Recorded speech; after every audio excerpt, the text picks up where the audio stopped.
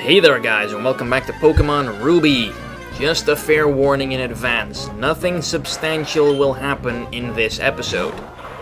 It's just gonna be me exploring the untold reaches of the map and fighting a whole bunch of trainers, while providing witty banter along the way. If that's not your thing, then you might as well just stop watching right about now. The sea, as far as I can see, I'm sick and tired of the sea. Hey, so am I. Kindred spirits, buddy. Except, I'm on a Pokemon, you're swimming in it. Oh, Wailmer, sweet, that's easy prey for Cacturn. Can get all of his health back with a good Giga Drain too. Although, kinda run low on Giga Drain PP, I think. And without that, Cacturn's kinda gonna have a problem with all these water types. But Wailmer is worth it. Wailmer gives you a lot of experience points, so... Spikes. Well, it's a good moving competitive battling, but is it useful in-game? Well, it's probably going to be more useful to me than Growth is. Because when does Cacturn ever get the time to set up? It is not bulky, it cannot set up stuff. And let's see, Tentacruel. I guess we'll switch in Swampert on that super effective Mud Shot, take it right out. And get Swampert to level 37. The sooner it learns Earthquake, the better. Although I don't think it learns Earthquake until like level 50 something. So that's still quite a while away. Anyway, Tentacruel goes down in one single hit because it's Swampert. Swampert's like my strongest Pokemon. Maybe not in stats, but at least in level. Because I'm pretty sure most of the other Pokemon have higher offensive stats than Swampert does. But Swampert's kind of my tank. He can take blows and dish him out as well. Unlike most of the others, Magneton can take a few blows depending on what type the blows are. But Swallow, Hariyama, Cacturn, and Heracross can't really take blows that well. And yay, a Horsey. Kind of a waste of everyone's time. Oh, sweet, another Wailmer. Give me that experience. And that's my final Giga Drain. Gonna be a problem. Gonna have to resort to Feint Attack now. And it's not super effective unless it's... Is there a Water Psychic type? I know there's Starmie, but I don't think any trainers in-game actually use that. And Slowpoke and Slowbro, but they're not in this game. Anyway, final Pokemon's a Pelipper, so just bring in Magneton and fry it. And it doesn't use Protect. Huh, that's usually the first damn thing Pelipers do in any game they're in. Oh well, I'm not complaining. And that gets Magneton to 36. Wish Magneton learned more moves in this game.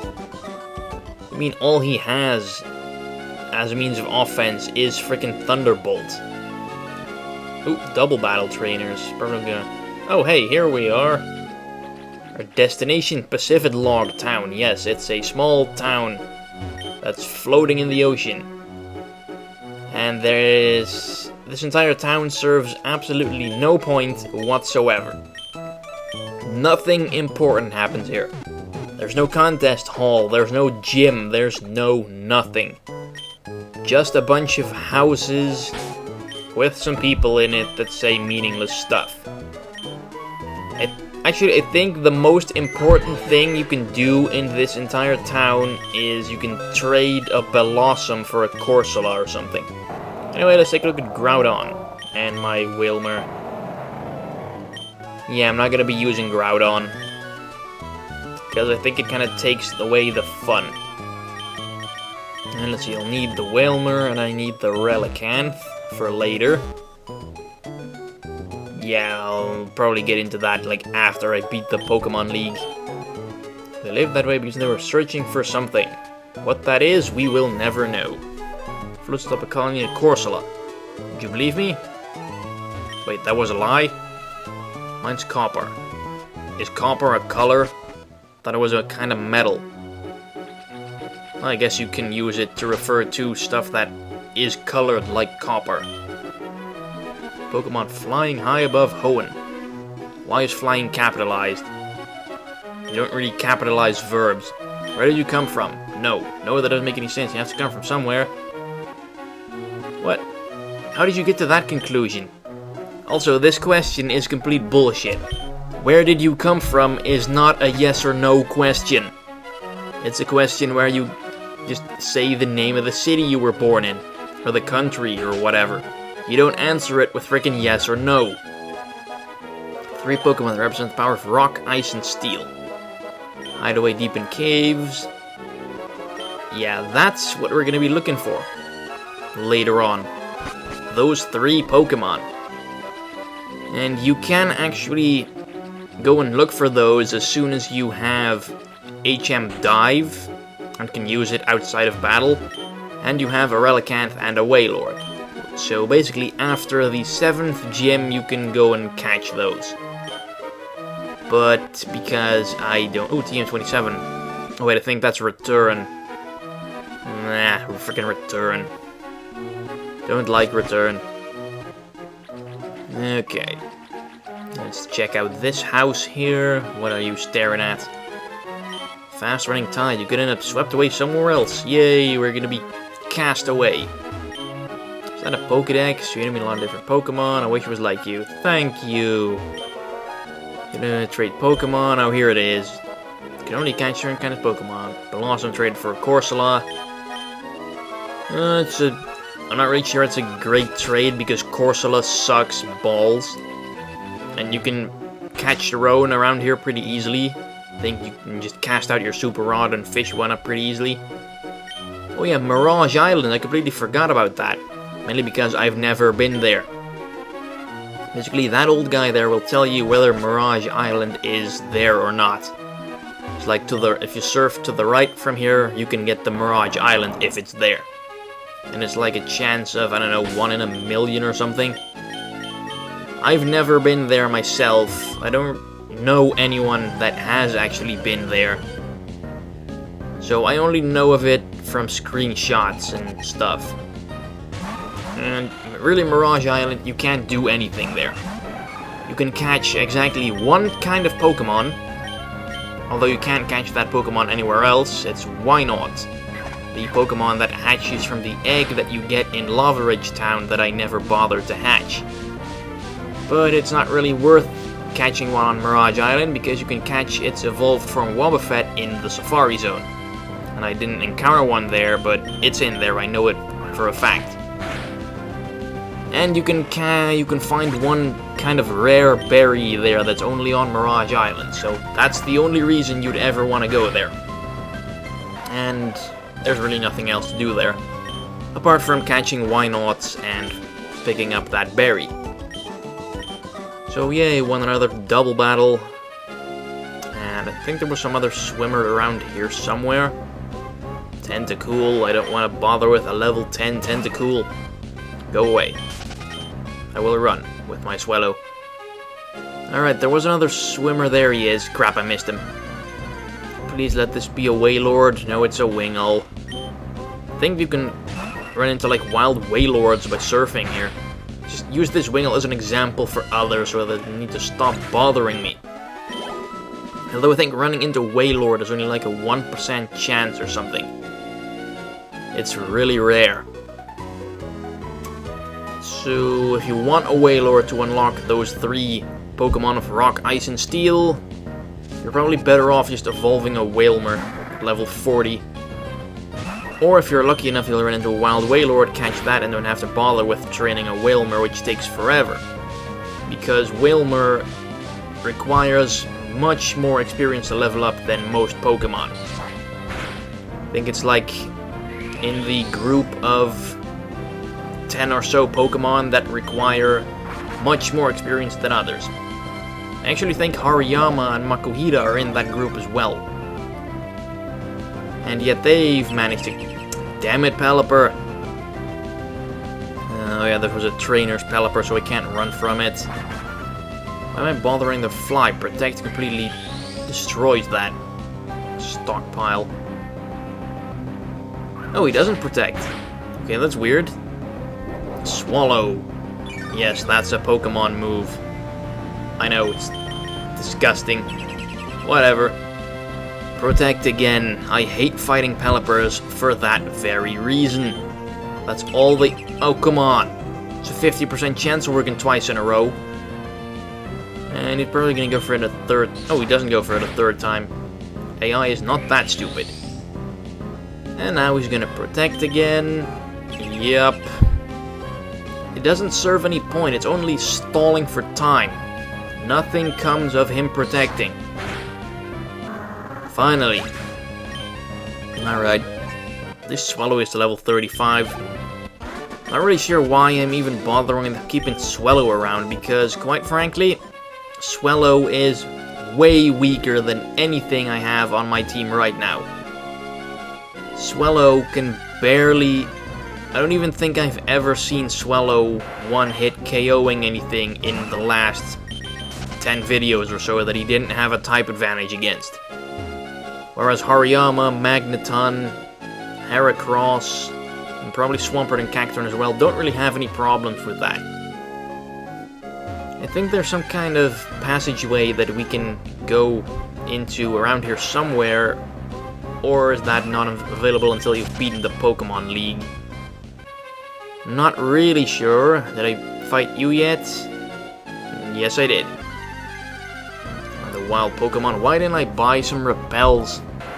Maybe because I'm cheap. And I'm saving up all my money for the Pokemon League. Because I'm gonna need a whole bunch of revives and full restores and full heals and those things to get through it. And I really thought the passageway was around here somewhere, but I guess I was mistaken. So I guess we're just gonna have to look into that sometime after I beat the Pokemon League. Yes, the game doesn't end there. There's a whole bunch of things you can do afterwards. Like, yeah, there's more to do in Emerald. I don't know why I didn't Let's Play that instead of Ruby. I mean, I am going to do Yellow instead of Red or Blue, and Crystal instead of Gold or Silver. But it's kind of too late to do Emerald now. And there's really no point in doing Emerald after this, because it's basically the same storyline, but with a little extra. It's not really worth doing the same game twice. Go away, Wingull. No one likes you. And I fought her. You know what, I'm just gonna fly back to Pacifidlog. Whoa, I'm way off. Jeez, I didn't know I surfed that far. Anyway, back to Pacifidlog town, because there's a whole bunch of stuff to the left of here that we haven't seen yet. So yeah, go west, young trainer, on your Swampert. And here we have River Rapids, or Ocean Rapids, whatever. And some trainers in there as well. Come on. Where are you going to go, swimmer? I want to kick your ass. Not the freaking tentacle. Just leave me alone. Or be shiny. Crap. Okay. Here. There we go. Try not to swim where the currents are too strong. Well, you kinda messed up then, didn't ya? Sucker. Alright, 3 Pokemon, a Meryl. It's not gonna be much of a threat, it's a freaking Meryl. Oh, come on, Swallow, it's a Meryl and you can't even one-hit KO it. No, Aerial Ace is not the strongest of moves, but still, you're a Swallow against a Meryl with a stab move. Should be easily one-hit KOable. Okay, Azumarill I can understand, but Meryl, just no. So we'll bring in Magneton against this thing. Make it quick. Also easy. Thunderbolts. Actually faster as well. Then again, I don't think Azumarill is all that fast. So down it goes. Awful, awful Azumarill. Oh, Love Disc. Speaking of awful Pokemon. Pot calling the kettle black. Alright, let's see if we can just one-hit KO this thing. With Fly, hopefully. Agility. Well, that's not going to be a problem. You can raise your speed all you want, but you're still so weak that you can't even fight your way out of a paper bag. Oh, come on, Swallow. For fuck's sake. Why does Fly not have 100% accuracy? Like, it's a 2-turn move. Power is like 80 or 90 or something. That's subpar, at least. and yet it still doesn't have 100% accuracy. That just instantly puts it in the category of crappy moves. I mean, usually the moves that don't have 100% accuracy are moves that are really powerful, or moves that are really annoying to deal with in other ways. Things like Thunder and Blizzard that have 120 power. They can be 70% accurate to kind of balance them out. And stuff like Hypnosis, that can be 60% accurate because if sleep moves were 100% accurate, they'd be broken as hell. Yeah, I know the Spore is 100% accurate, but Spore is like what, 3 Pokemon can get that and none of them is particularly great. Okay, Breloom is pretty good, but Breloom's not really that fast. It gets outrun and gets killed pretty easily. So yeah, most moves that have low accuracy have that because they'd be game breakers otherwise.